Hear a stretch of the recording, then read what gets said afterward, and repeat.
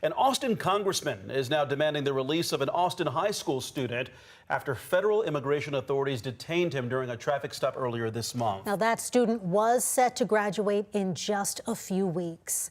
KVUE's Daniel Perot has been working to learn more about all of this throughout the day. And Daniel, what do we know about the student and how the community is rallying to support him? In the early morning hours of May 1st, 18-year-old Luis Fernando Cabrera was driving home from a late-night shift working at Popeyes. A Texas DPS trooper pulled him over for expired registration. Then that trooper later determined that he was not in the country legally, so the trooper turned him over to immigration enforcement agents.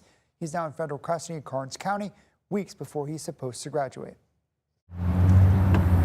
School, soccer practice, work at Popeyes, play with his 2-year-old nephew. That's how Luis Fernando Cabrera's sister Holly describes his daily routine. Now that ICE has put my brother in jail, my baby walks into his room and only asks about his friend, Shorty.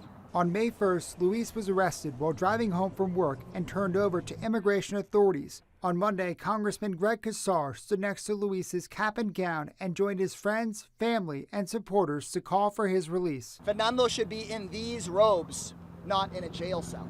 Luis has lived in the U.S. since he was 11, when his family entered the country from Mexico in 2019. Luis's lawyer, James Harrington, says his family claimed asylum, and Luis was still awaiting a decision in his case. The situation was so bad that they embarked on that journey knowing that the mom was pregnant and this was very dangerous, but they had no choice. In remarks read by Casar, Luis's sister called what has happened cruel. I don't understand why it's so important for ICE to jail people like my brother, who are good members of society who support their families. As federal authorities have ramped up immigration enforcement activity, Casar says stories like Luis's have become more common. He is just one of so many children who have been arrested and locked up for just no good reason that I think anybody could support.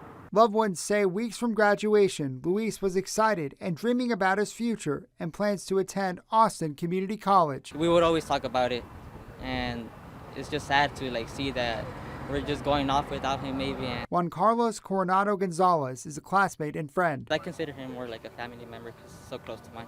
He says Luis was always supporting others. Now he says it's his turn to be there for his friend who's stuck in a cell hundreds of miles away. He was always a friend that you always wanted, and to see him so far and you can't even talk to him right now, it's just heartbreaking. A DHS spokesperson told KVUE that Cabrera will remain in custody while immigration proceedings play out and, quote, will receive full due process. Cabrera's lawyers have filed a writ of habeas corpus appeal, arguing that he's not a flight risk and does not need to be detained while his case plays out. In the studio, Daniel Perot, KVUE News.